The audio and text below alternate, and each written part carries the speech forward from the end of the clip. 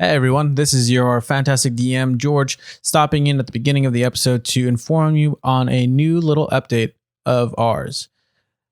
If you are a fan of the platform YouTube, we are now moving... Hey, I'm a fan. Wait a second. Can you say that again, buddy? Hey, I'm a fan. That's right, folks. It's our lovely neighborhood friend, Marcus Womble. Say hi, everyone. Hi, everyone. Marcus, what is our lovely little chum doing today? I'm just fanning around. Oh, like really? a fan. Well, Marcus, So stupid. do I have some news for you? What the fuck? Oh, damn it. Hi, John. John's here. Oh. Sorry. I was just sitting in the corner being pissed. What's this you got to say, George? No, it's an announcement. You were so happy in Gusto like 2 minutes ago. Yeah. I like Gus. I'm a fan. Oh, Marcus, I bet you are, little buddy. Oh, man. Good old Marcus and John. Well, Marcus, do you like YouTube? I'm a fan. Do you frequent YouTube's podcast scene? I'm a fan. Awesome. I'm glad you are. Well, good news for you since we're moving a lot of our good news for you since we're moving our episodes over to that platform. So if you fuck. I'm a fan. So if you like listening to your dose of podcasts from the YouTube platform, Hey, your tone just dropped like I don't know how many notes, but that's gonna be a real awkward change. Edit. Pick up. fuck, what did I say before? I'm a fan.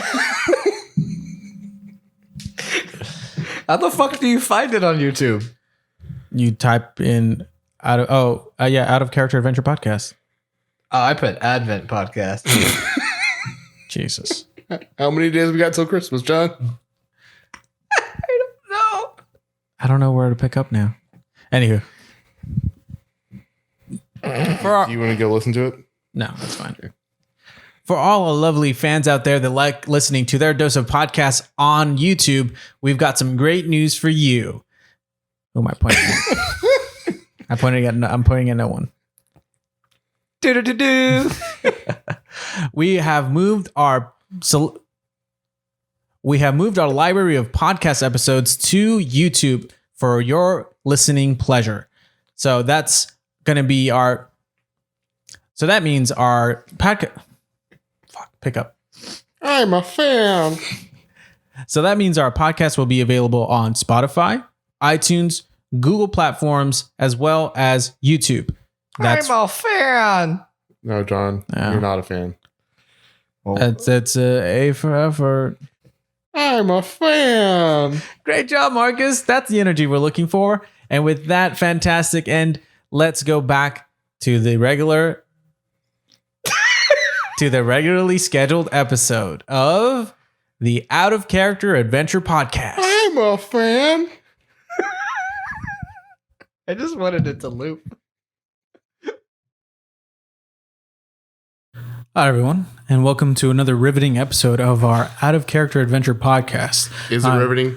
It Is is. it, George? I'm your humble DM, George Aguilar, and here at our table, with a new fresh face, we'll start over at my right. George, they can't see faces. It's a voice.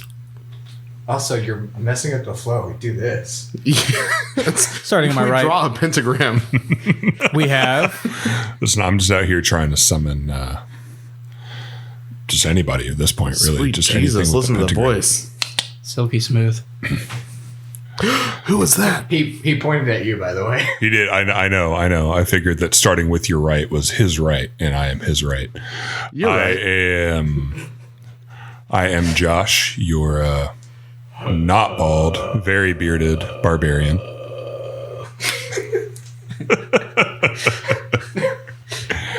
And then to my right is Marcus Womble, the opposite of how good Josh's voice sounds. I'm a wizard a lot. And to my right is Hey guys, it's John. Hold on, we can't hear you actually for. You have to get into the mic a little bit. Microphones actually pick up. I just need a little bit of not effort. that much backup. Hey guys, it's John. I'm the loud one. And for what was it? 2 episodes ago, Josh came in. Yeah, Yeah. this will be his third. This is third. And now, to my right, we have. Oh, hi. My name is Tyler Harden, and I'm new. obviously. Welcome. I swear, these people just walk into my apartment from off the street. I don't know where they come from. I was just like, I'm glad you got my flyer, Tyler. I know the gate code, so I still don't really We know should where be I am. expecting 15 more people in the coming episodes. Gate- They won't code let me was on leave. the flyer Please too. help. Yeah. Well, welcome. So, a needle pulling thread. Small disclosure: we weren't prepared, so 2 of us are sharing a mic. We were prepared, just not prepared enough. We thought we were prepared, but we don't know technology. We dumb. we don't know what plugs into what at this point. yeah. Just letting you all know, if there are some audio difficulties, I will do my best to correct those in post, but, things can be difficult. So, just a fair warning. Also, it's probably John's fault. I was about to say, yeah. Also, I don't listen, so there's that. It's true. I think he's It's the very scapegoat. true. This is my first time, but I think John's the Tyler- scapegoat. It works better this way. Yeah. Don't You ever will think it learn, works my better young this way. Padawan. You will learn. So, let's get down to the nitty gritty. Thanking our wonderful friends over at Syrinscape. Thank you to Syrinscape. You'll get used to that. And by that, I mean you'll never get used to that. I already happens want every to die. time. I already want to die. Every single time. We don't have any sponsors for this episode, unfortunately, but I do have some good news. Next episode, I have a spicy Meatball. sponsor lined up. I hope it's meatballs. But without further ado, let's get down to the Out of Character Adventure Podcast.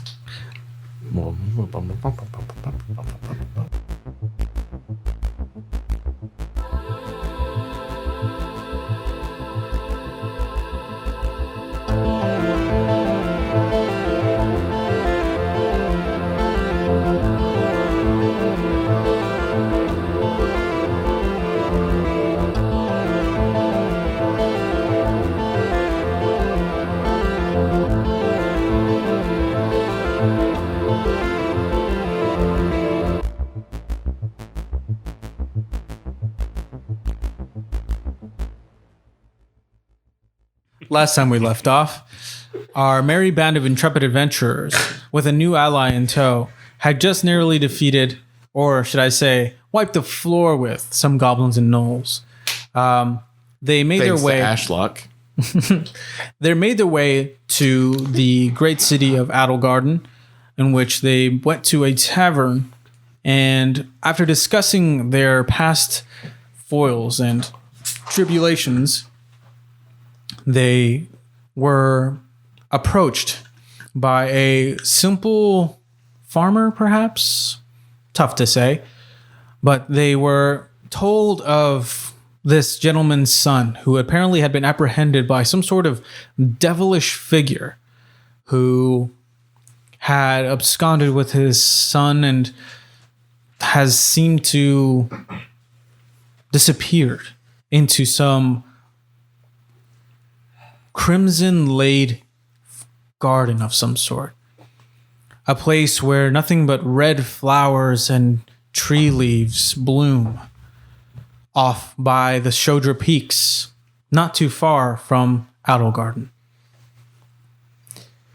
The adventurers discuss amongst themselves, a bit of debate between Ashlock and Darren, but they nonetheless come to the conclusion that this is something that they would like to take on. So, with that, A little bit to Ashlock's chagrin. Is that the word? True. Is that a word? It Yes. is, but I don't know what it Yeah. means. Okay, cool. It works. It works. So with that, Does that mean you like it? our adventurers travel on to this campground the gentleman had told them about. They arrive, and strangely enough, there's a figure up ahead. If you would like to describe what this figure looks like Oh shit! as they approach. Yeah. So, I mean, are they approaching? Am I facing them or not? You're not. You seem to be enveloped with your investigation. Sure. From behind, you see a very tall figure, around 6'5", 6'6", in splint mail. So, pieces and plates of mail, or of plate, and then some mail under it. You see kind of like seaweed green hair and light blue skin as he's kind of crouching around investigating the scene. Not finding much because he's very stupid. Yeah, that's what you see as you approach. But is he dummy thick? Yeah. With best two believe. C's. He also has a very large warhammer across his back. I thought he was going to say penis. I mean, out. you haven't. I mean, he hasn't turned around yet. So. Has So- its own separate casing of armor. It's called a cod piece. And it's massive. The three of you come approaching to this campsite which you had been told about. Seeing this figure, how do you wish to approach? He doesn't look hostile at all. It's tough to say. He seems to be rummaging around the campsite. As to what end, you all don't know. Have you ever seen an ogre's face looking at a butterfly as it flies by? I feel like that's what he looks like. Just. Never mind. Okay. Roll number 2. Statistically, one is going to land for you eventually. We'll get there. It is We'll a get numbers there. game. Fuck off. Keep trying. Fuck off. I forget. Did we get a description of the The young boy. not the young boy, but the assailants? I guess the kidnappers at all. You got a description of robed individuals and one individual with red, crimson-like skin, horns, and leathery-like wings. Cool. They seem to be approaching some sort of cave or cavern, if I remember correctly. Perfect.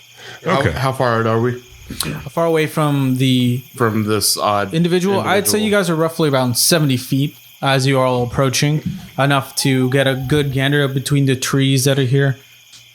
I'm gonna instruct Rodney to pop out. He'll be about 10 feet away from this confused-looking individual. All right. And it'll float the last 10 feet. What kind of visage do you want Rodney to take on? It is just gonna be that fox's head. All right. Maybe a little bow tie down around the neck. wolf.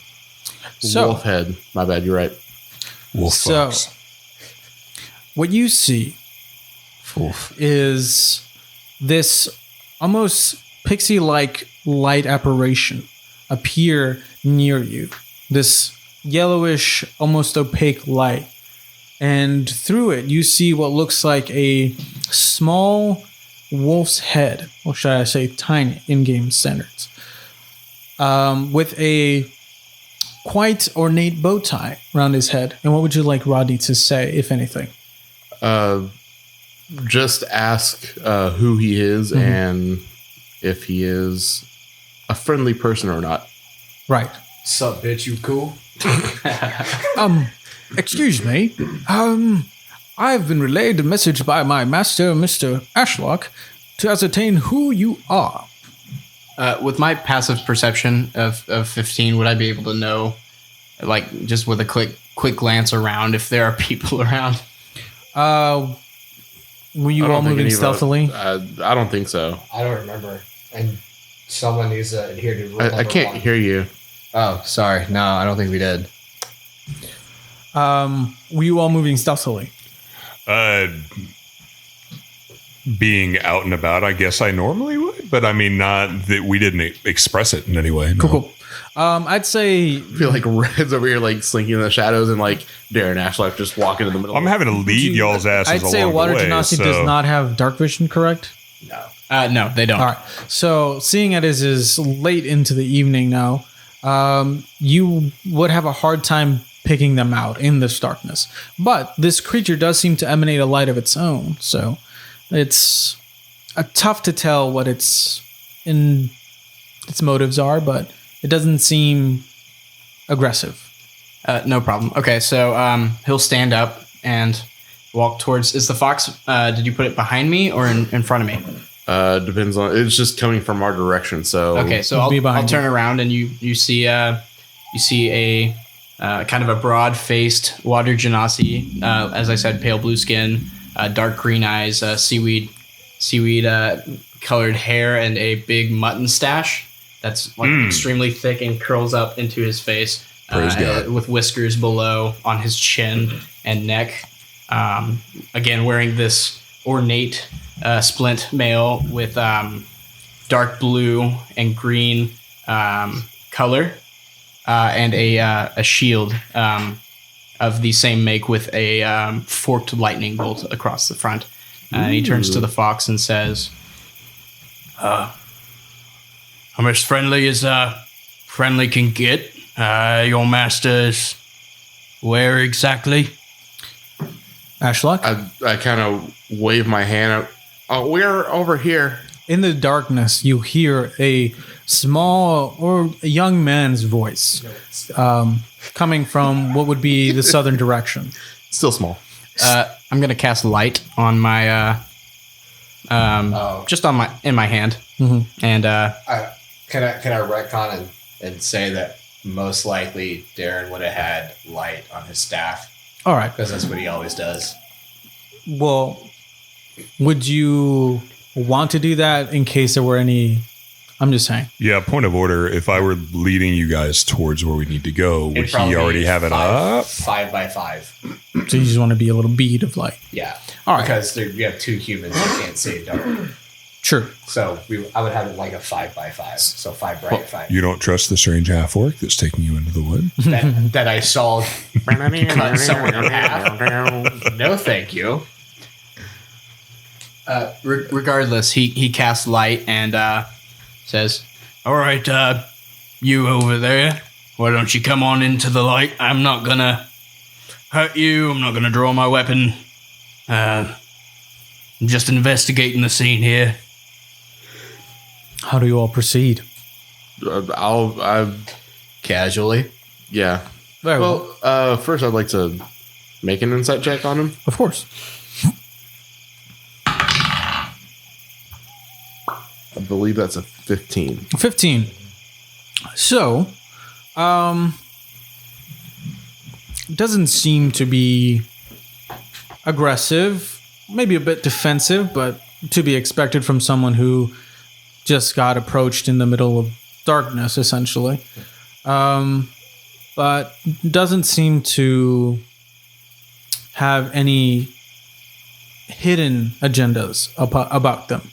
If I may add to this inside check, he also seems like he's saying, you know, I'm investigating the scene, but you can kind of gather underneath that he has no clue what he's doing. Well, that's a rock.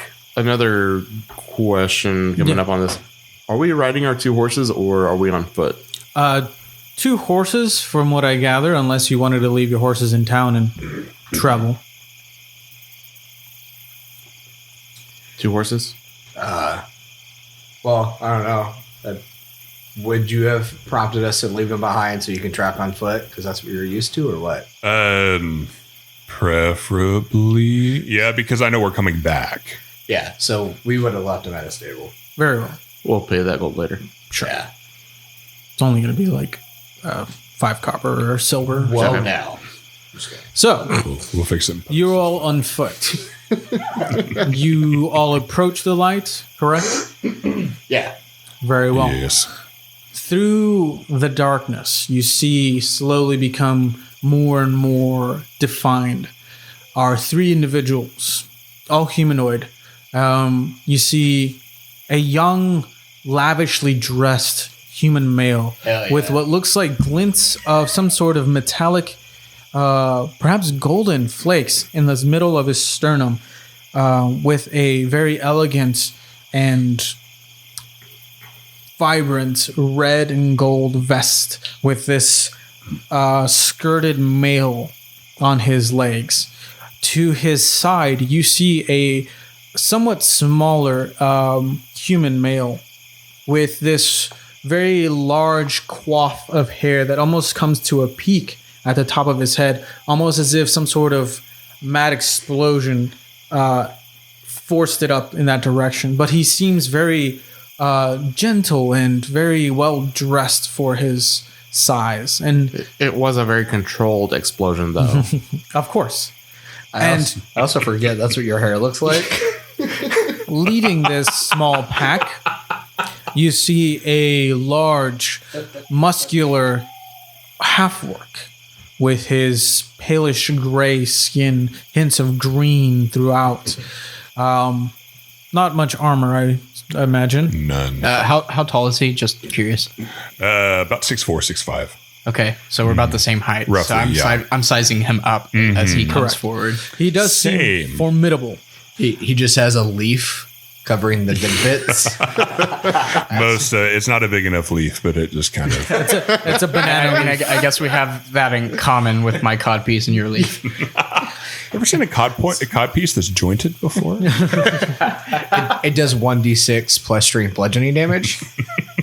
The leaf or the cod piece? The cod piece. Aha. Is this an unarmed strike I didn't know about? Now it is. Literally. I took a level of monk. So, these three individuals start approaching you slowly and not menacingly, but definitely defensive. I kind of look them over, especially the two humans, and direct my conversation to the orc and say, "Are you the escort party or something?" More or less. It just kind of worked out that way. So, as you all get a better glimpse of this individual with this strange complexion and makeup of his physiology, all three of you can make Arcana checks. All right, that's what I was going to ask. It's like, have I seen this before? Oh, dick nugget. He's not white. That's a 23. 23.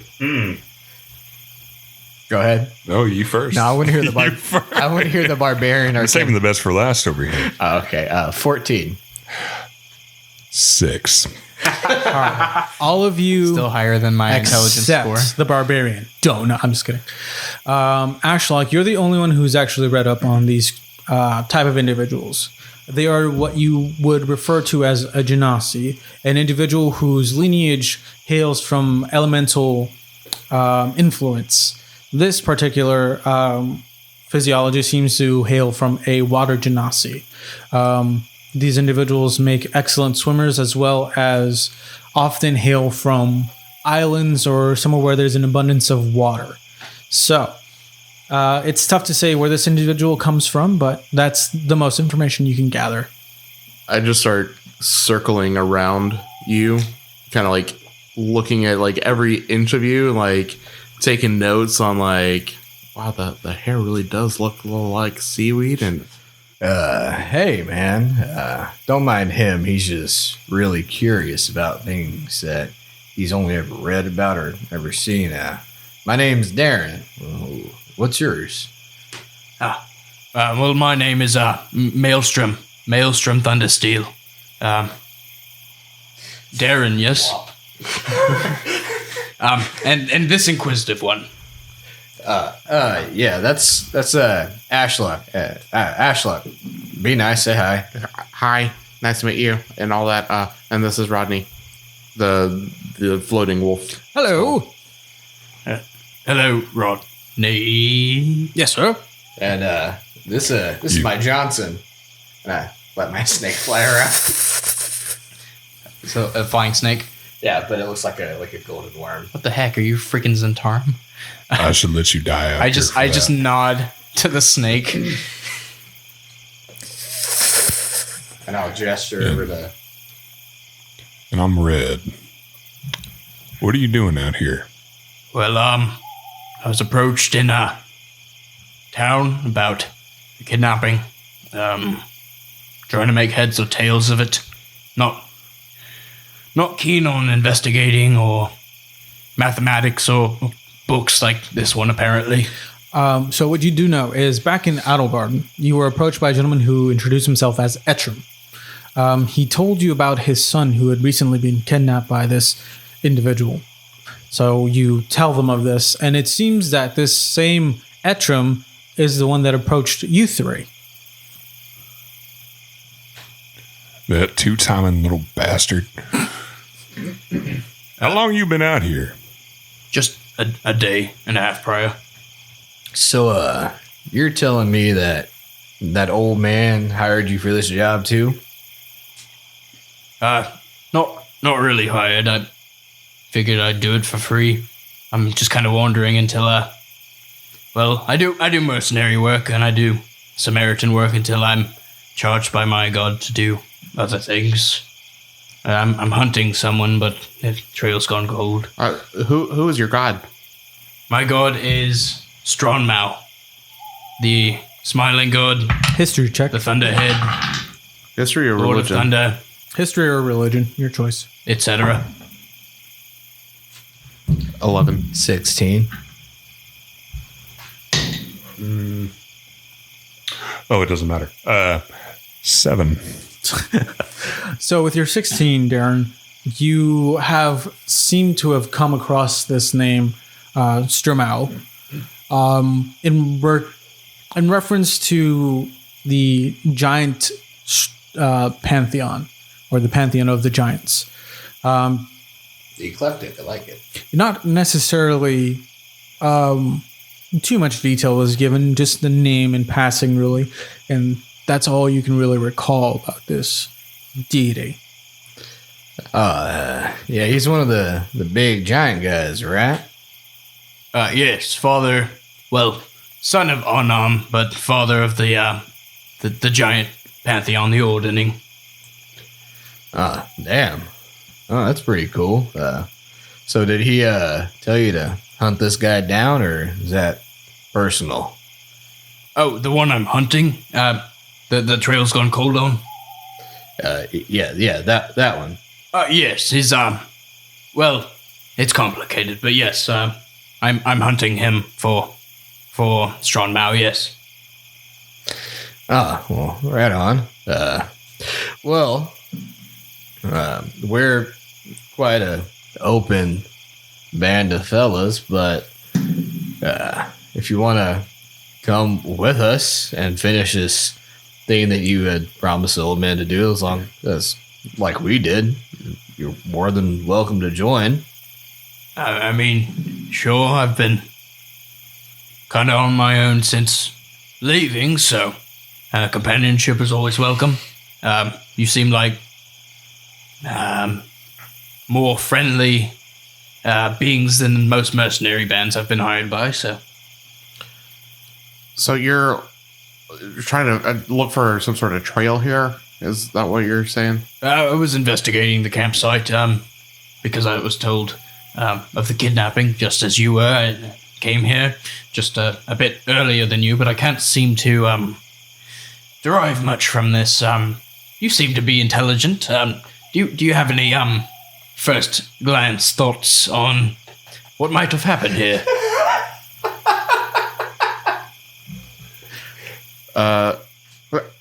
Give me a second. Let me work some stuff out. I'm gonna sit down, pull some gadgets out of my bags, my side pocket bags. Start fiddling with my tinkering tools and thieves tools, and I'm gonna produce about 3 balls that each one will give off about 5 foot of bright light, 5 foot of dim light. I'm gonna throw them out kind of randomly, and then I'm gonna sit down and start perceiving through Rodney's eyes and look around the area using that little bit of light to kind of help with Rodney's dark vision. Okay. And I'll bump my light up a little bit and try to find like tracks or like any sort of indication of like traffic in and out of the camp. Okay. I'll also cast light on like a log or something just so there's more light. Given the space of the campsite, I'd say with both your lights and the, I'm assuming, dancing lights is what you have up? No, this is one of the artificer Okay. things. I can just make a couple of items. Very well. I'd say in conjunction with all the light sources that are happening, you guys can easily light up this this area. Okay. Am I getting help with this check? That's up to your... Not from me. You've already rolled. Yeah, I was. Are you investigating? Because I was looking for like tracks, like survival-esque. So I guess the thought right now is that we're looking for tracks. So I guess it would be survival.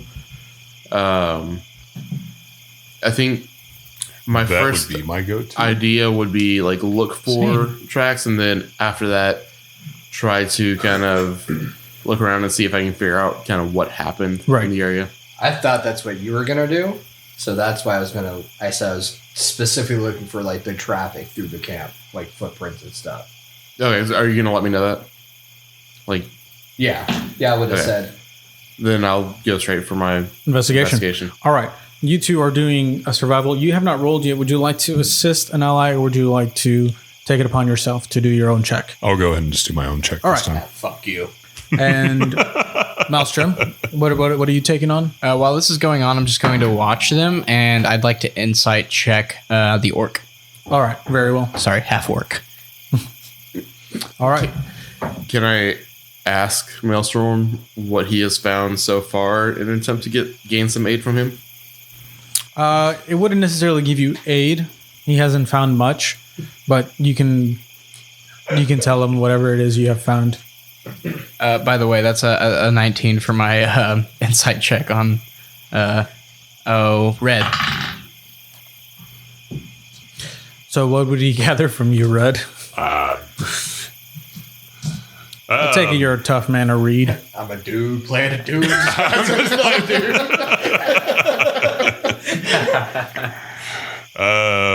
I mean, is there anything particular you're looking for as far as? Mostly just kind of motivation for being with these two humies, and you're very out of place comparison-wise to these small, slight, finely dressed humans, and then here you are with your leaf and your axe. Do you have an axe? Yeah, it's all joking aside. It's just basic leathers and then like a fur, basically to keep me warm, and then a battle axe. Sure. So I'm just trying to get insight on kind of your dynamic with the others, I guess. We've kind of come to the agreement that I found them in the woods, and then they needed guidance. We kind of helped each other out. It works in our interest to work together right now. So it's very much it's kind of a mutually beneficial type of deal at the moment. Yeah, I kind of gather it's a strength in numbers and strength in different skill sets sort of thing. Exactly. Yeah. Other than the fact that he tried to call me out and see who could kill somebody faster. Well, if you didn't look like a little bitch, it wouldn't be a problem, would it?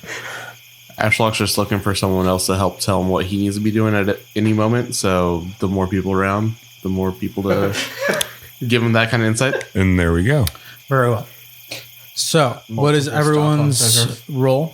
Maelstrom, you got an 17, correct? I got a 19, but that was just for insight. 19, all right. Yeah. My survival check was 23. 23? Mine was 12. 12? And then my investigation was 18. 18. All right. Did you want to roll any? All right. I'm fine. Cool. Red, you seem to note some foot traffic heading from the southern direction northward into the camp, and then there seems to be heavy traffic around the campfire and around the tents and whatnot. This just seems basic indications of perhaps they came in through the south, made camp here, and that's all really you can gather. Ashlock, what'd you roll again?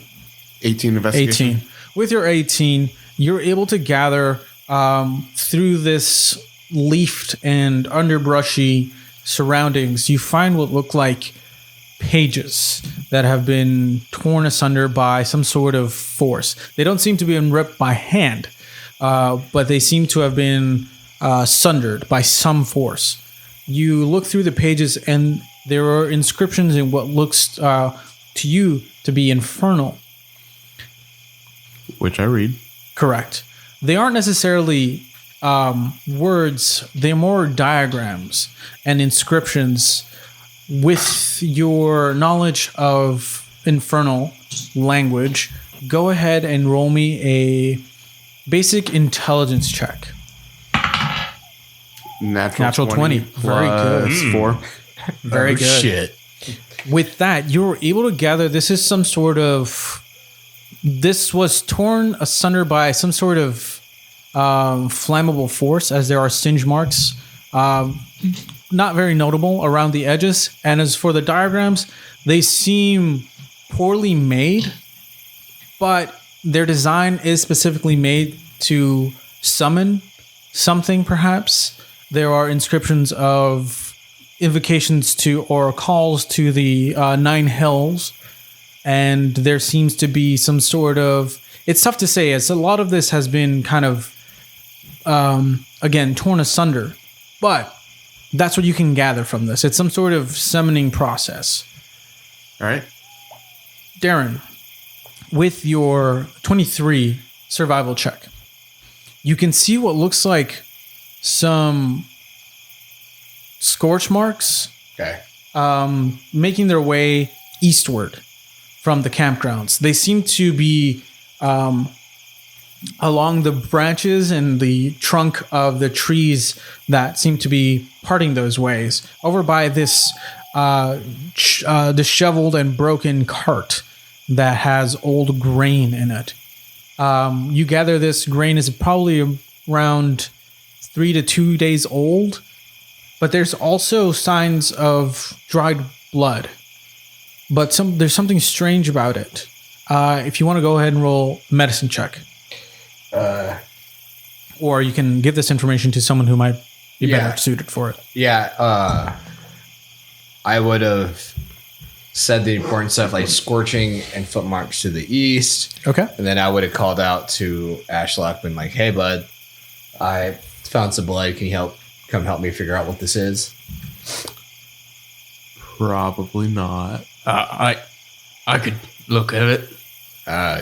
Yeah, if you want to help me, let's go. Yeah, I'll saunter up and Are you proficient with medicine, Darren? No. All right. I don't believe he'd be able to... Well, he can give you the help action. I'm not proficient, but I have a good modifier, so I could just look at it in general. All right. Both of you can make separate checks if you'd like. That's a 17 for me. All right. That's a 21. 21. All right. Holy So God. both of you working together, Maelstrom, what you note is this blood doesn't seem fresh, but not because of the expected decay you would see from blood. There doesn't seem to be some normal coagulation. And you bring this up out loud. And Darren, you realize you've seen this sort of blood markers before. So you've caused them before.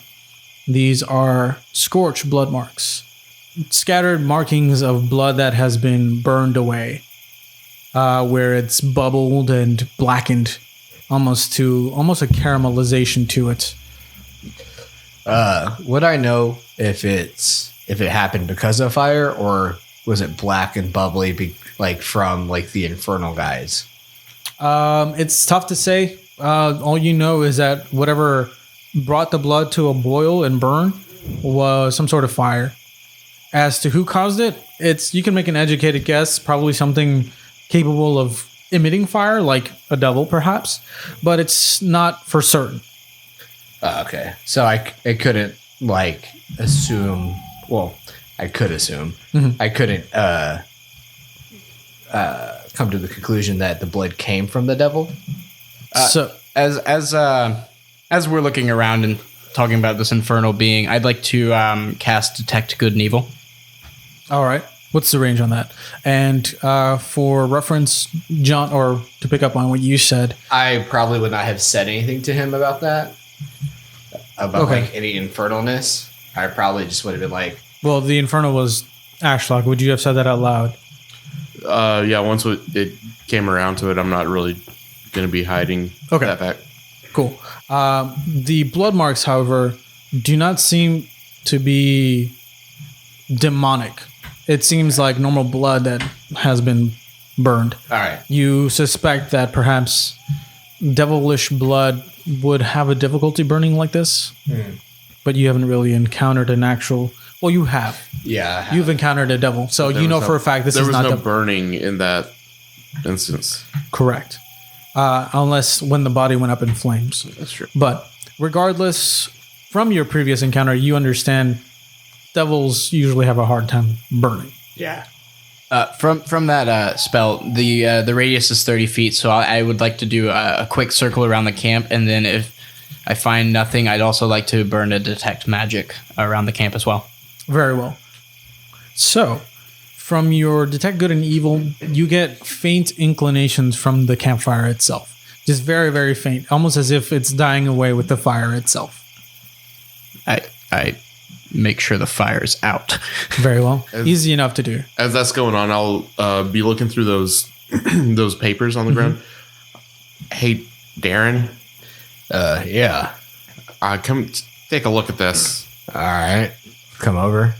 I'd start like shuffling through the most like obvious notes of Infernal. Yeah. Yeah. Does this look familiar at all to you? Does the symbol for subjugation ever come up in any of those? It does not. Nope. Wait, hold on. Intelligence check of 14. And I know Abyssal. Again, Bissell and Look, I'm Infernal I'm are- stretching. I know. I feel like Abyssal, Infernal, like Spanish, Portuguese. Is that the most like accurate description of Infernal and It'd be more like No, they hate each other. They've Yeah. been at war since the dawn of the universe. also Spanish and Portuguese? I don't know.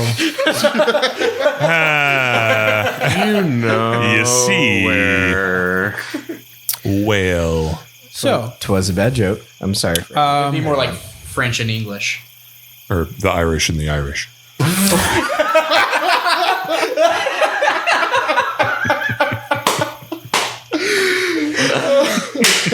oh my gosh. All right, good night, guys. This is the end of the podcast. Well done, everyone. This We is finally had a good joke. all the build up for that joke. All we've been waiting for. So, I'll see y'all never. oh, That was a good one.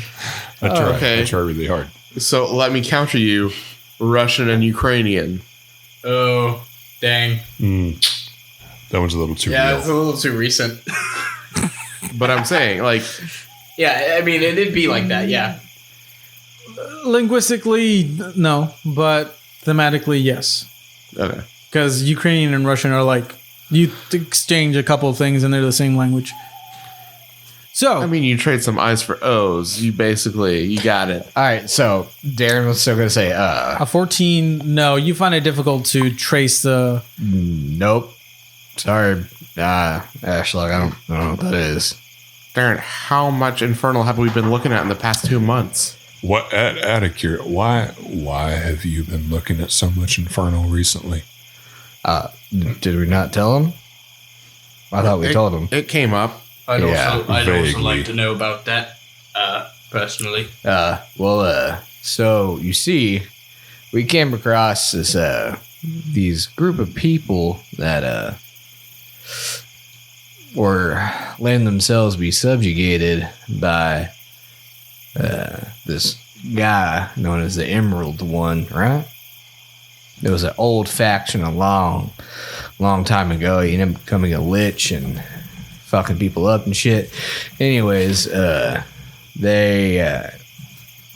we were sent to go do a really simple errand quest for this professor that we know, and we ended up getting attacked by these people, and they were like bleeding black and real weird, and They were kind of already dead, too.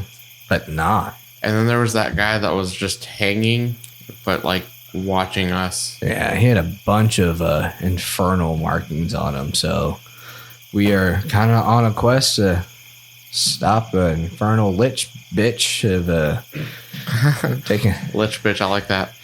Don't say those words. Yeah.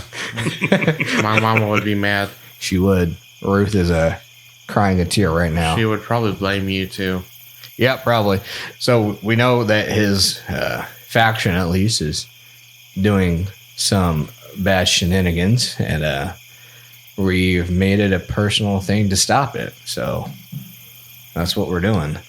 Well, for me, it's more like They did something to my dad, and I'm not sure what it is, and I'm trying to get rid of that. What exactly did they do to your father? Describe it. I might be able to. Just tell me. We don't know. They tortured him a lot, and then if you try to look at him, like using like detect magic afterwards. Did I see him doing the detect magic? You did, but his magic is different from yours, so it doesn't necessarily manifest the same way. You can roll, roll an Arcana check. You were saying 12. 12. Yeah, it's his manifestation is just slightly different. If you look at him with detect magic, it's not that you don't see magic, it's that you're blocked from seeing anything on him. Any physical ailments or description? Just the signs of torture. Just he had. Is he conscious? Is he alive? Breathing? We're not sure. We've been checking. Well, he's conscious and he appears to be alive. Catatonic. No, he's actually walking around. Like he seems normal, but Yeah. we can't tell if he's breathing or not. We really can't. Like sometimes it's like, yeah, he's breathing. Sometimes like, is he breathing? I'm not sure. Did I do a medicine check on that? For sure. Actually, probably insight would be better. Oh, insight? Okay, I'll take that. I'm gonna roll dwarven dice. Well, 12. 12. Yeah. They don't know. It's just the breathing is just really hard to track for this guy, and You're very. they seem Touch on this so breathing thing. genuine and just so concerned about this. Well, don't know. I never come across that. And I don't know much about the Nine Hells of Devils. They're not the primary enemy of my lord, but I know they're evil. And I, do well against undead, let's just say. Do you know much? About what? Anything? Books was never my fancy. I'd say I'm more philosophy based in my Do you know knowledge. how to read books? I can read, kinda. Yeah, I can read. Okay. Shut up about it. After the shut up about it, can I incite it? Sure. Give me a deception check. Doesn't matter. I mean, it's not necessarily deception. It's more he can barely read, but he's like the self-conscious kid who gets asked to read in class. Okay. What'd you roll? It was a 7. A 7. It seems genuine. He's defensive at least about it. You would pick this up as you're probably asking too many questions. That's why he's telling you to shut up about it. I'm sorry. What about the rest of us? Are you paying any mind to this conversation, or are you busy concerning yourself with like the investigation? I'm An infernal. I thought we had finished that and then we're all convening. Yeah, That's what. I thought that's what happened as Yeah, well. that's Very well. Yeah, you may roll an insight check as well if you wish to do so. 19. Yeah, he's got like a 4th grade reading level. He seems a bit touchy about the fact that he can read. Might be some insecurities about it. Don't even bother. This table is cursed. I think it's just you because Awesome. So, you've all convened. You've shared your information. You have convened. What would you all like to do? Should we sleep and then follow those tracks? yeah, I don't see bread. I mean, we might as well, I guess. What about bread? No, I said red. Oh, okay, sorry. No, you're I heard bread and I was like, I'm hungry. Squirrel. Bread? Who has the bread? I like bread. you still know these woods, right? Would that have changed since yesterday? Depends on how far this way you've walked. I know these woods. We're fine. So We're just fine. do we go here? Or do you want to camp out away There's from- already a camp here. We might as well just stop here. There's nothing that's really going to hurt us at this point, I don't think. All right, let's make camp then. He said, hopefully. Maelstrom walks over to the cart of grains and takes a big sack of rice. He pulls out his cooking kit and starts making dinner. All right. Hell yeah. As a Hope you like rice. That's all there is here. as a water genasi, do you have conjure water? I do. Awesome. Yeah. Okay. Isn't it like 10 gallons of water that you make? No, I just make how much water I need to cook. So I was trying to find information on this. So temporary hit points. Mhm. Do you lose them ever? I believe after a long rest. Long rest? Yeah. You lose them? Okay. Just making sure. I remember they don't stack. I know that, but Mm-hmm. I was trying to find that and I didn't see it. I didn't know if I was missing it. It's somewhere, Okay. but whichever temp hit points that you put on that's higher, you go with that amount. You don't add them. I mean that, but I was trying to figure out like, do you lose temporary hit points at a long rest? I believe so. Okay. Were you trying to get Darren to help you with something with the book? With the infernal things? No, or are you just pointing out that Okay. there was something infernal going on. Pretty much that. DM, just for clarification, Yes. I guess there's no potable water around. I'm gonna need to burn my create and destroy water. Oh, you have conjure water, don't you? No. Oh, okay. It's a once per day I can cast create and destroy water. Okay. You can. I'm assuming if you're making rice for these individuals, you can use whatever you have in your water skin to accommodate that. I wouldn't necessarily say you need to burn that. You would just be down your drinking water. I'll burn it then. All right. It is long rest. Okay, thanks. Did Darren ever refill his water skin from when he made Ashlock boil his own underwear? He is not. No. Oh, what a shame. Unless, well, you guys I feel like Darren. You guys would went to have the tavern. Yeah. So I feel like Darren afterwards, would have had the common sense to Okay. do that. he has. Do you keep watch when you sleep? Preferably. Yeah, usually. Well, I can keep first watch if you trust me enough, being a stranger. God. Yeah, I don't see any reason not to. All due respect. I'll take first and you can take second. Oh, shit. Matters not to me. Just wake me up if this thing's to be turned into jelly. What? You know, killed, smashed with this, and I like motion to my warhammer on my back. Oh. All right. Makes sense.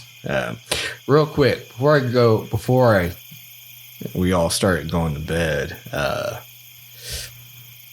you said devils were not the main enemy of your god.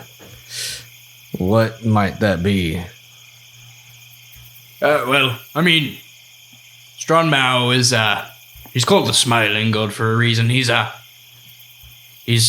god of the tempest and the storm, so he's chaotic and powerful and strong-willed, but many strong enemies he has not. Although all evil beings are enemy to Stronmao. I'd say his primary enemy, being a giant god, is evil dragon deities, Tiamat, some giant kin who are less inclined towards the ordering, among a few. All right, cool. We'll get along just fine. Good night. I had to sleep. Yeah, so does Maelstrom. He takes off his splint armor, and you kind of see these dark, swirling etchings in his skin, tattoos, as well as scars from ritual cuts in his skin to make raised parts of skin. Thanks, son. As they go to bed, Ashlock will go up to Red. Hey, Red. Thank you for for coming with us. I'm just happy to help. All right, well, good night, I guess. Good night, little fella. I'll see you in an hour tomorrow. And he'll go to sleep. Very well. Red, if you would like to roll your perception check for your first watch. Better. 16. 16. There is a quiet stillness in the night. You hear the chirping of the crickets. And then, early upon your watch, you hear the fluttering of wings. And landing across one of the boughs branch is a crow.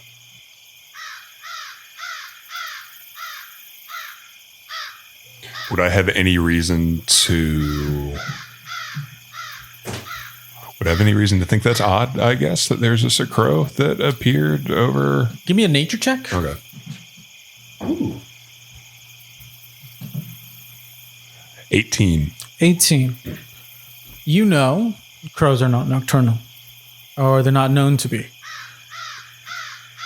With that knowledge, the actions of this crow seem to be that of a normal crow. They go through the motions of just anything you would find normal for a crow. And it doesn't even seem to pay you much mind. It just seems to land on this branch, go about its business, and in a couple minutes or so, flies off, unless you'd like to do something. I'm going to... just going to kind of mutter to myself and just kind of go, I liked it better when I was alone. I'm getting all paranoid already. And I'm going to cast Detect Magic. Mm-hmm. Very well. Your veins pulse with this natural magic. You feel your veins throb with that infusion as your eyes grow this verdant, almost leaf color, grows a light, just barely, as you pay attention to this crow. Nothing magical emits from it. And it's within your range. Mm-hmm. It's not too far or anything. Then you know this. But nothing registers. Just a normal crow. I knew it. This is stupid. I'm just going to kind of keep an eye on it, but I'm not going to... I'll ignore it from now on. A couple minutes pass after you lose any real attention to it. And off it goes. Your watch comes to an end. Maelstrom. And now your watch is ended. Sorry. Now we're double sued. Now we're going to We were all re-roll thinking again. Yeah. Yes, so I'm rolling perception. Yes. 14. 14. Your watch is that of a simple one. Do you emit any light, or do you reignite the campfire? What is it? Yeah, I mean, I reignited the campfire for cooking that dank rice. Right. But I'll cast a light spell. Well, yeah, I'll cast my light spell because I am pretty blind in the dark. All right. You go about your business. The crackling of the fire in the distance, and nothing seems to occur during your watch. You survey these newfound partners in this investigation of yours. They are sound asleep, quiet as can be. While they're sleeping, I'd like to come up to Darren and look at the gold flecks in his chest and see what that is all about. So Give me an Arcana Gross. check. Or history, your choice. 11. 11. I'd say this is, well, You have very little inclination as to what this could be about. From a medical standpoint, what does it look like? It looks like his. Scabies. So it seems like a natural progression from flesh to scale. Oh, okay. Gotcha. Scale bees. It seems to be heavily surrounding the high points of where bone meets flesh. So the collarbone, the sternum, shoulders, the rib cages. It's very elegant in its presentation, almost deliberately so. There also seems to be a stripe emanating from the bottom of his lip down to the middle of his chin, all the way through his throat. Okay. So, yeah, that's the only thing I'd be interested in throughout the night in terms of these newcomers. I'm not really concerned with what's your character's name? Ashlock's character Ashlock because I feel like he's pretty upfront. And then Red, I don't want to provoke Red.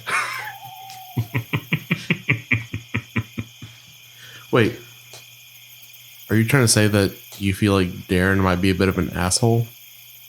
That's not what I was saying, but if that's what you're saying, No, I just wanted to get your take on it.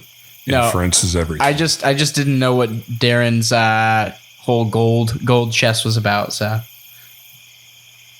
Flavor Flav. He really just took a bunch of gold coins and glued them all over his chest. they're scales, Mom. Darren is king poser. It's not a phase. He's a dragon kid. It's not a phase, Mom. This is who I am. So you said my watch ends without any anything. Correct. Okay. Also, they're not gold. They're copper painted as gold. So I have like a fake. What are they called? Grill. Yeah. Turn your skin around the grill green. I'll take the third one. Very well. Actually, I will leave it up to Maelstrom because we never planned. Who would you like to wake up? Oh, who I'd wake up? I don't know. I feel like he's the smartest, but in terms of perception, I don't think Ashlock would be that perceptive. So Are you going to take that from him? Yeah, I'd wake up. Perception. I'd wake up Darren. Hey, what's up? Well, I mean, it's someone's watch. I didn't think Ashlock. He looks like the book type, not the I'm going to kill things that come at us type. So, All right, that's fair. so watch. I'm gonna sleep. All right. Cool. Occasionally, I'll send Johnson out with like a 5x5 light on his forehead and look through his perception and come back and. Give me a perception check through Johnson. Oh, that sounds about right. With your Johnson. Yeah, I always act my Johnson. 11. 11. Doesn't have a lot of reach. Nothing seems to register for Johnson. And what about just me? Because I would just do that like sporadically. It's not like going to be my main watch. That makes sense. Like every hour, I'll like send him out for like a minute and come back. Okay. Roll your perception. 20. 20. Yeah. So your watch goes pretty uneventful. You send Johnson out sporadically, and once you send him northeastward, as you said you would, he goes off, and you can only perceive through sight, I believe. You can still hear through yourself. No, all senses. Yeah, you're blind and deaf from your own senses. Ah, very well. And he does have blind sight as well. Right. So I don't know if that changes. You send Johnson out, and you see the world through his senses as if there was some sort of smoke cloud that once it hits a object, you see it apparate. Oh. And it's very like Is this a smoke monster from Lost? No. Spoilers. So it's Season 1. So it's very akin to like Toph's earthbending vision. And once it hits Spoilers. once it hits It's only season 2. Out of 3. the boulders no longer conflicted. Also, best side character ever. The boulder. I prefer to see her as a main character. Oh, no, we're talking about the boulder. So once these objects interact with the smoke, you see a good form of them. That's how I see how a snake would perceive the world. But that's not what throws you off. It's not what you perceive. It's what you feel on the back of your neck. It's almost as if a fire has been lit. That radiated feeling of heat, controlled and directed at the back of your neck. This All right. quick waft of heat. It's Peter Tingle. Someone farted on my neck. We're going for like quintuples. You hear a- right now. Ah, shit, who farted? So, I'll turn around. Do I see anything? You do not. How does this sensation make me feel? Aroused. Clip that. No, keep it in. How does this That's not sensation... that's cut. Clip it means it's definitely going to stay in there, and we're going to use it as advertisement. Sweet. Okay. Once again, how does the sensation make me feel?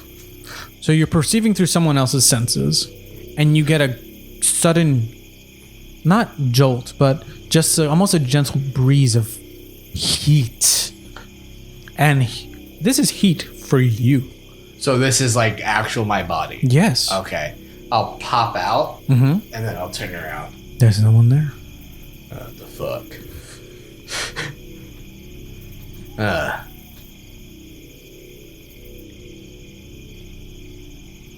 Just silence once again. I'll do this number where I wave my arms around me. Mm-hmm. Do I come in contact with anything? You do not.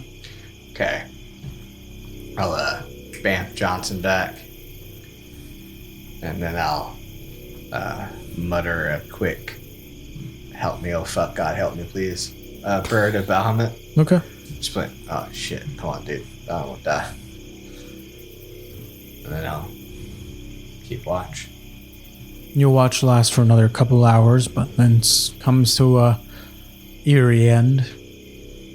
Wait, can I roll insight on that sensation? No, it's not a entity. It's not a. There's no motives to discern from it, unless besides from what it made you feel. Just warm. Hot, not warm. Hot. I always feel hot. HAWT. Fuck off. XX RAR XX.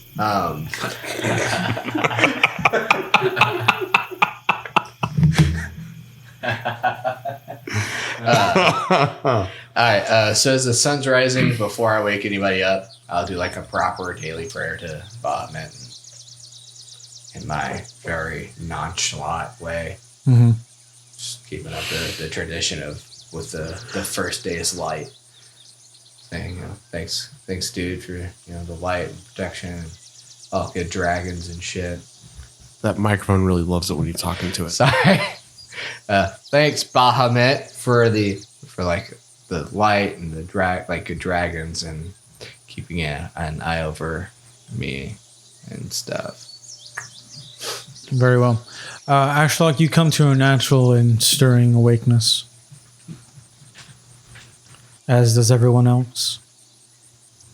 I'll also do my daily prayer with my reliquary and cast thaumaturgy intermittently to make thunderous noises.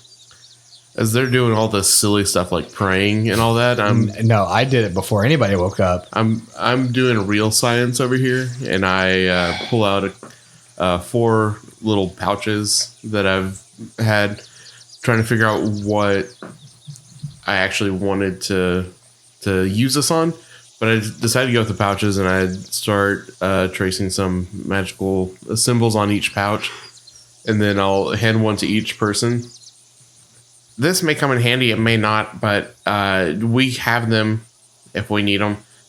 Basically, you can take something, and I'll pick up a rock, and I'll drop it in my bag. And when you put it in, everyone can actually take it out of their bag now. I look at the other two, and I kind of want to like try to time all of us reaching for the same rock and try to pull it out. You actually see I don't partake. anybody who does. I will. You feel each other's hands actually rummaging through. Give me a dexterity check, both of you. Slap the shit out of Darren's hand. How big are these bags? Probably about the size of one of these little dice. Oh, like a dice pouches. bag? Yeah, just a little pouch. 18. Fuck you, 17. So there's a quick tussle of fingers, but Red, you seem to pull out the rock. Can I firebolts in front of him? You can fucking try. Through the bag? That's pretty. Ashlock just- gets it in his face. Yeah, he just shuts it and it goes to Ashlock instead. Well, that is, Hey, it's cool. how? Don't ask. Do you want to be sitting here all day listening to how? You know what? That's right. All right, that's cool. That's cool. Yeah. I'm gonna throw the rock at Darren, and then I'll just fasten this little teeny bag to the rest of my little teeny bags on my belt, full of incense and other things. And murder. And more incense. Murder. Some candles. All right. well, it's about that time. Yeah. I'll point out to him, to Red, like the tracks that I found leading that way. And hey, I feel like I'm going to leave this way. And it's the last bit of scuffle right here. See this blood? Oh, yeah. You should remember it. You try to see who can kill the goblin faster. And this is what his blood looked like on that tree. I feel like the thing we're chasing uses fire to hurt things.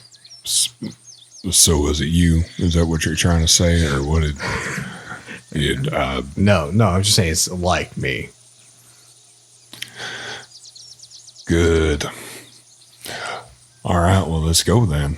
Red, you understand heading eastward would take you to the garden of crimson flowers and trees. So it seems to be the right direction All right. to be headed. Cool. So you all make your way that way? I do believe. And I'll be assisting Red for any like tracking or whatever on the way to make sure we're on the.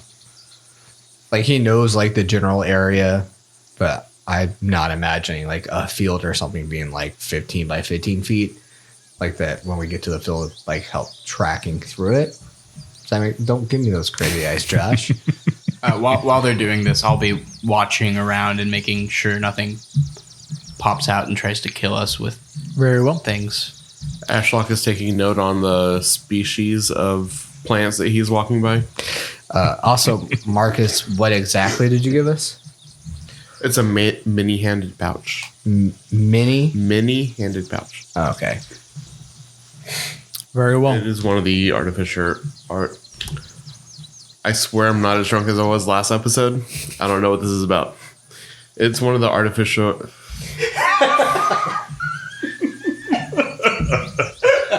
Someone else want to say it? Artificer. It's one of the It's one of the artificer. infusion. Okay, cool. Thanks. Is it an item we can look up on the Beyond? Yes. Oh, thanks, Josh. Bitch, it might be. Or you could just remember like everyone else. Fuck that. You all head eastward and you make your way, and as noted before by Etrum, Shoulder Peaks starts making its way visible through the canopy. Now you are moving closer and closer to this visage, this monument to the center of Vermore. As you all get closer and closer, a very faint smell starts to fill the air. If anyone would like to roll an nature check or survival. I'll take the survival. I'll roll survival as well. Nope. No, I won't. Well, fuck all of us because Marcus got natural 20. I got a 19 on survival. That's a natural 20. With all your plants. Hey. Plus 6. Plus 6. Oh, shit. So, both Ashlock and Red, Oh, I got an 18. Ashlock, Red, and Darren all seem to recognize this smell as ash. But Ashlock, you pick up on a fainter smell, that of brimstone. Sorry, it was me. That's methane. Never mind. You don't know what John eats. I hope it's not brimstone. Damn, my mouth is up and everything, Shrek. I smell brimstone? Oh, that's not good. Yeah. At the mention of this, you see now parting through this forest, you start seeing red everywhere. Above you, below you. And soon you are engulfed by a garden. Red the color or red the half work?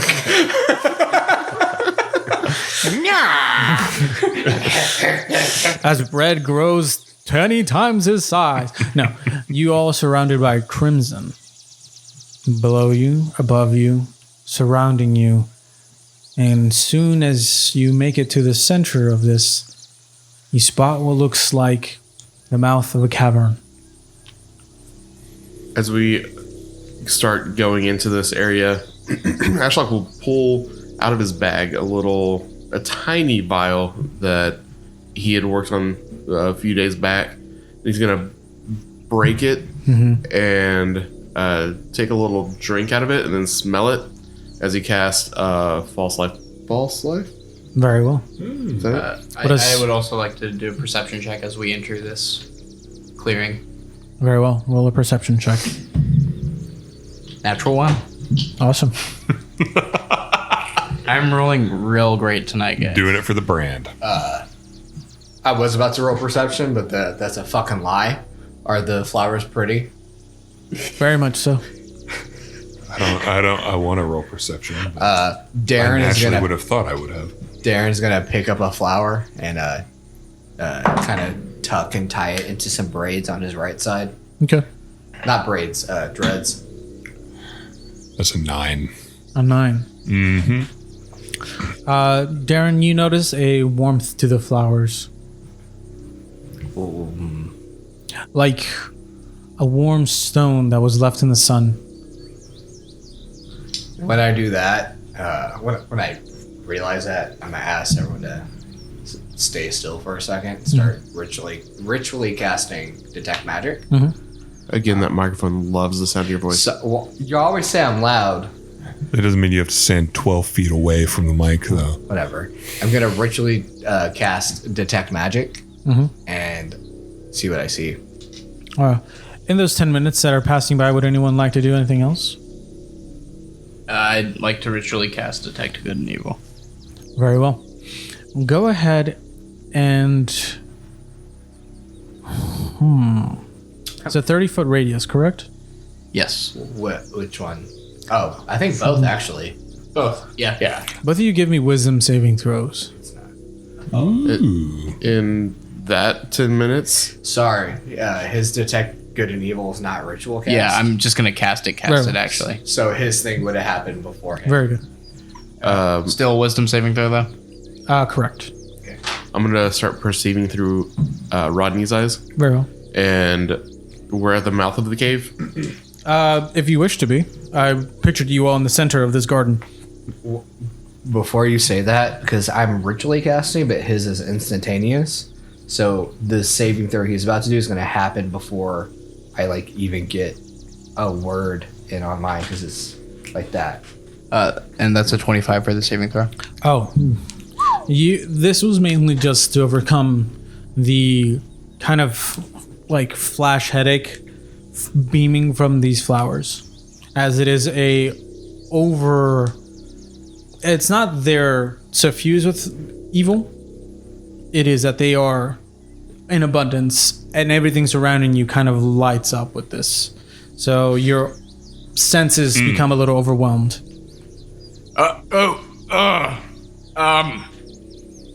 Everything here is evil.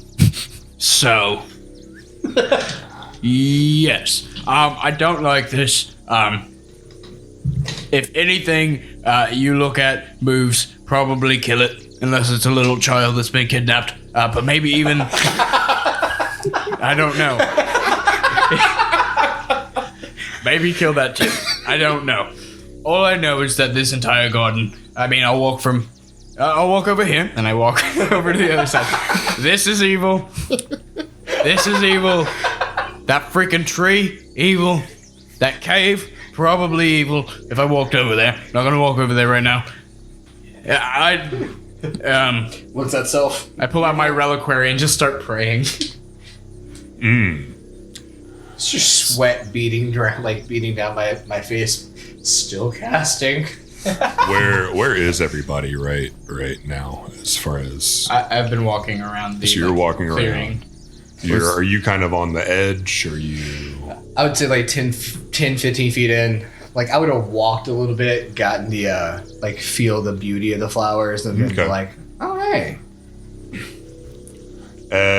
When that happened, as you were still casting, I guess I'm going to move a little bit towards. I want to try to actually. So as he starts casting, is when I decide that I'm going to send Rodney forth, and I'm actually going to walk up to Red and kind of.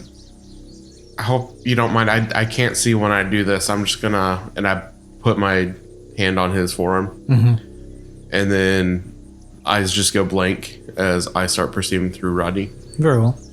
And then I'm gonna send Rodney just forward to start scouting out what's ahead of us. Do you still go into the cavern? Do you still keep doing that as he's screaming? This is evil. That's evil. This is evil.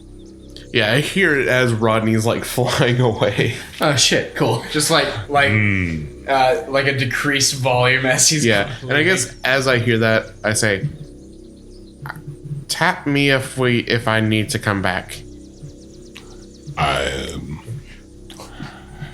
This is not ideal. All right. I probably don't hear that at all. I'm flying away. I don't know that. Very well. Hey, are you sending Rodney into the cavern? Yes. Okay. So, if you would like to move that map for me.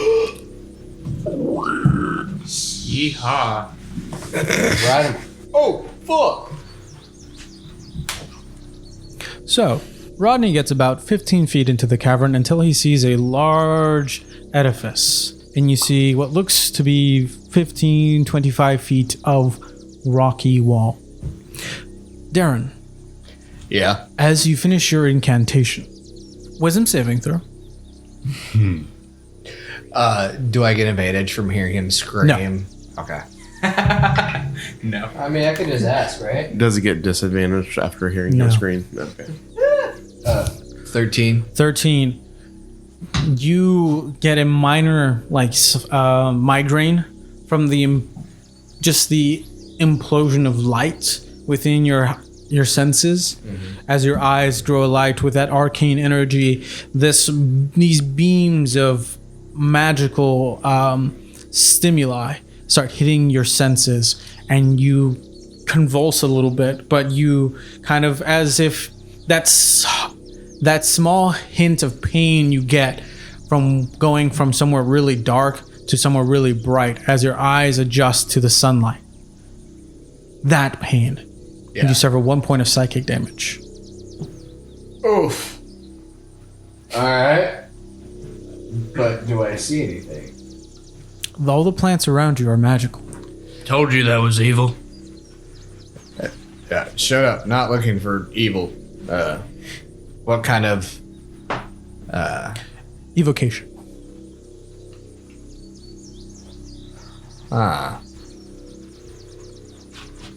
All right. And again, this magical property doesn't mean that they have like a magical ability, perhaps. It just means that they are imbued with some sort of arcane nature. Yeah. Still it's not gonna take away my my little experiment I'm gonna do. I'm gonna pick up another flower, walk away from the rest of the flowers, like a good 5 feet where they're not around anything else. And in the same hand I'm holding the flower, I'm gonna conjure like a firebolt ready and see if it interacts in a harmful way with fire. What's the maximum amount of damage you can do with the firebolt? 10, 11, right? 11 with The fire does not affect the flower at all. like not in the least bit. Not in the least bit. Did you impart the knowledge to the rest of us that all these flowers are magical? After that I would. Okay. And walk back, be like, they're giving off evocation and they don't burn. Hold on. I take one of the petals. That microphone really loves your voice.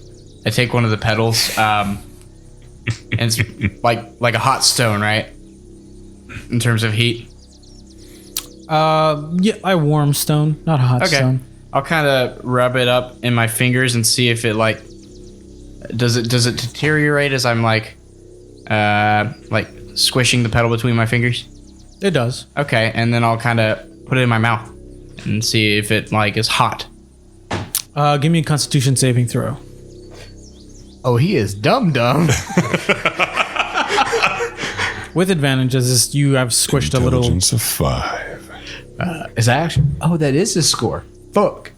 Have you ever seen the monkey 19. leashes for 19. babies? So, you get this quick sting of acridness on your tongue, and your tongue starts to go a little numb and tingly.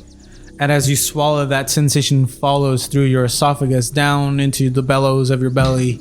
And as your body seems to start vibrating and tingling with the same, almost as if you were being asphyxiated, the air becomes thin, but you cough, a hearty cough, like a deep one. And bits of mucus and spittle come out of your voice, out of your throat. And you shake your head once, twice, and you steel your body, and it passes. Strong. Maybe we could use these flowers for. I mean, you. I saw you. Oh, he can't hear me. He can do things with potions. I saw.